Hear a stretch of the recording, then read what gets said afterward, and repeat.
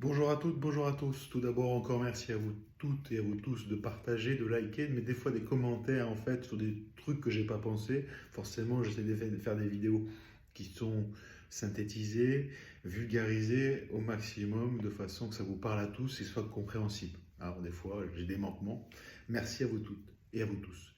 Alors aujourd'hui, on va parler d'un produit qui existait déjà, que les Chinois utilisaient dans leur pharmacopée 2000 ans avant Jésus-Christ, que les Aztèques utilisaient également, c'est le CBD. Alors le CBD, on va dire, ouais, il parle de drogue, il parle de machin. Alors pas du tout. Le CBD, en fait, c'est pas du tout ça. Bien sûr, ça a été décrié, bien sûr que le monde actuel, à une certaine époque, on a écarté ça, on a arrangé ça, on a des choses assez dangereuses. C'est pas le cas. Nous, en tant que naturopathes, on connaît tous les effets bénéfiques. Et aujourd'hui, les scientifiques, et vu tous les articles qu'il y a, les enquêtes dessus, croyez-moi, ils sont qu'au début de leur découverte, sauf que nous, en tant que naturopathes, on savait déjà. Alors, le CBD, il en existe trois sortes. Le CBD disons, végétal, avec la forme CBD, c'est-à-dire sans psychotrope, sans THC, et la forme THC. Il y a la forme chimique, artificielle des laboratoires, et puis il y a une autre forme que peu de monde ou pas connaissent, c'est la forme endogène. Et endogène, c'est quoi? C'est-à-dire qu'on s'est aperçu que le corps avait un système de sécrétion de cette molécule du CBD, qui est le cannabinoïde, qui le sécrétait de lui-même. Et oui, on en sécrète déjà nous-mêmes. Alors ça, personne ne le savait, mais vraiment, il faut avoir la conscience. Et cette molécule, ce système, en fait, intervient dans de nombreux processus, vraiment nombreux, dans le système immunitaire, dans le système de régulation du système nerveux central, dans la douleur, dans le système digestif, etc., etc.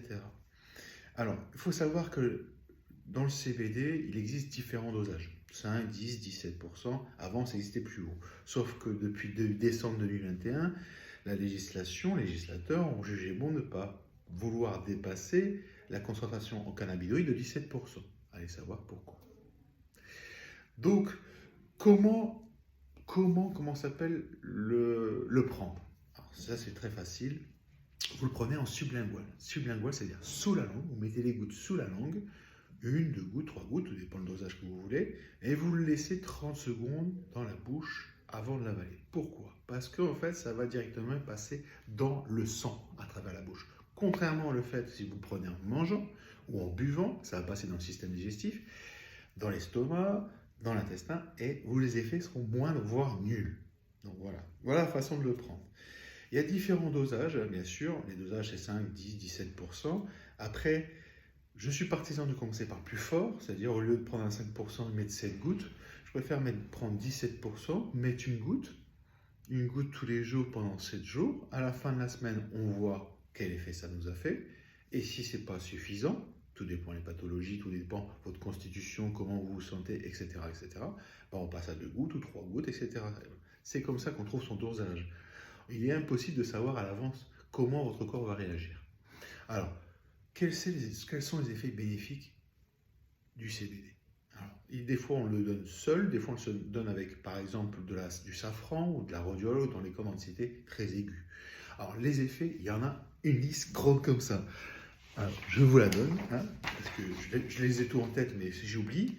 Équilibre général, bien-être digestif, équilibre du système immunitaire, aide à l'endormissement, soutien du système musculaire et articulaire, communication intracellulaire, les phobies, le sevrage, la migraine, les céphalées, la fibromyalgie, la sclérose en plaques, l'épilepsie, la maladie de Parkinson, gestion du stress, de l'appétit, de la douleur, la tachycardie, les troubles de l'humeur et enfin l'anomalie, la thermorégulation. Vous savez, en cette période où il fait froid, les femmes ont froid au bout des bains, au bout des pieds, ou elles se collent à vous.